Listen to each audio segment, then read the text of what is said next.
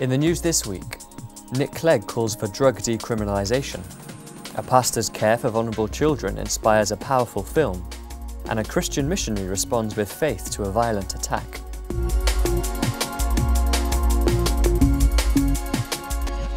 Hello and welcome to this week's news bulletin from the Christian Institute. Liberal Democrat leader Nick Clegg has said drug users should not be criminalised. Clegg made the remarks in a joint article with Richard Branson, who is a long-time campaigner for weaker drugs laws. In their comments, Clegg and Branson attack the current British system and back the Portuguese model, where drug users are dealt with through civil rather than criminal law.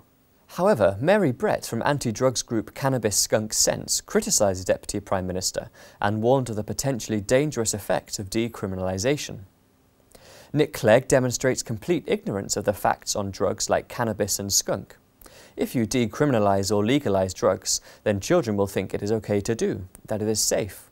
It is deeply irresponsible. A court in Alabama has ruled in favour of marriage between one man and one woman.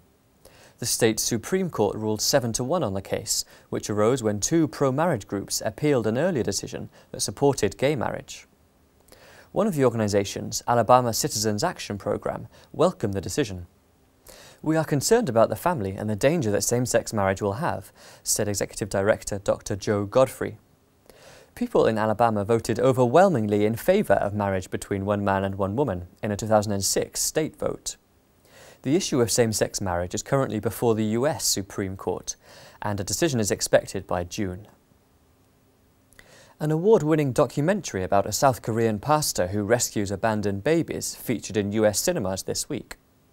The film tells the inspiring story of Pastor Lee Jong-rak, who has cared for many vulnerable children who need constant care in his own home. Since 2009, Pastor Lee has saved the lives of hundreds of children after installing a drop box outside his home. The box is heated, and a bell notifies him when a baby is placed inside. Filmmaker Brian Ivey became a Christian while directing the documentary. He said Pastor Lee showed him what God's love is really like. Those kids that get dropped off in that box, they're not the only ones that are broken. They're not the only ones that are helpless. When it comes to living forever, we're all like those kids, bound up in the dark, waiting for somebody to come save us. I want people to know what God's love is like. It's a gritty, I will do anything and give everything for you love, even if you don't deserve it. Above the Dropbox is a Bible verse from Psalm 27. "Though my father and mother forsake me, the Lord will receive me." And finally, a Christian missionary has spoken of her trust in God after surviving a violent assault. Maud Kells has served in Africa since 1968, working to build an office, medical facilities and a school. Speaking to the BBC, she described coming face to face with her attackers. These two bandits came running round from the back of the house, both masked and wearing camouflage clothing, including leaves. And they had this big shotgun and they just pointed at me like that.